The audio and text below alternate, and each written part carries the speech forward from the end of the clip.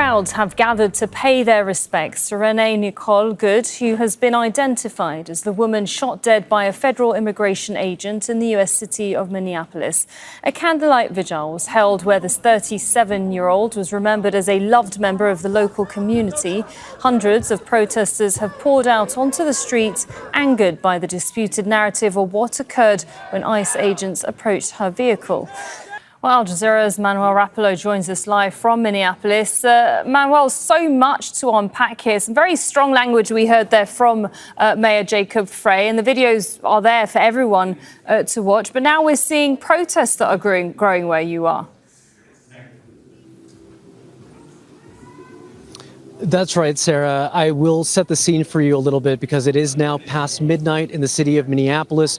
We are just a few steps away from where that fatal shooting took place of 37-year-old Renee Nicole Good. We're told by residents of this community that she was a mother of a child of 4 who is now left orphaned after that shooting by federal immigration officers here in Minneapolis.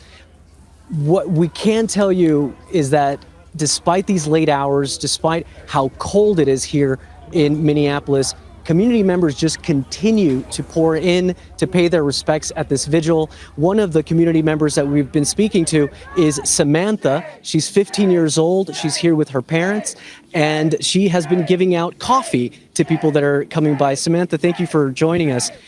It's very quiet out here, but you can feel a certain kind of energy here in the air. Can you give us a sense of how people are feeling today?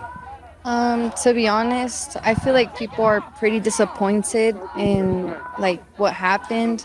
Anger, sadness, and probably confusion because, they came here for one reason, and after the first day this happened, no one knows what's going to happen next. And Samantha, all of this stems from the fact that the federal government deployed immigration agents to the city of Minneapolis. How do you feel the attitudes of people are toward the presence of these federal agents here in the city after one of those agents fatally shot and killed one of the city's residents, one of the members of your community?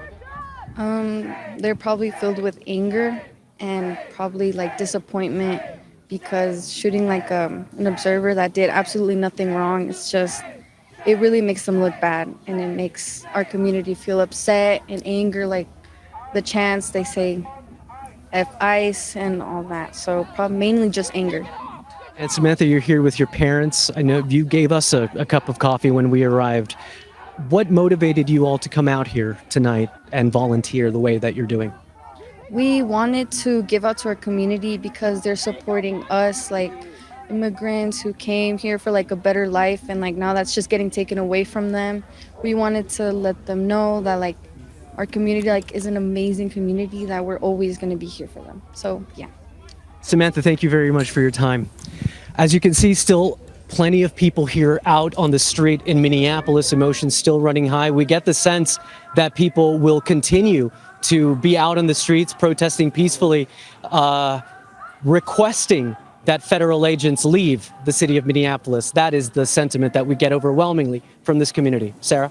Right, I can hear some of that shouting behind you there in the vigil. We'll see the candles. Thanks very much, Manuel Rapalo, there for us covering that story. Don't miss out and get the full picture. Subscribe to Al Jazeera for reliable news and expert insights. Like, share, stay ahead.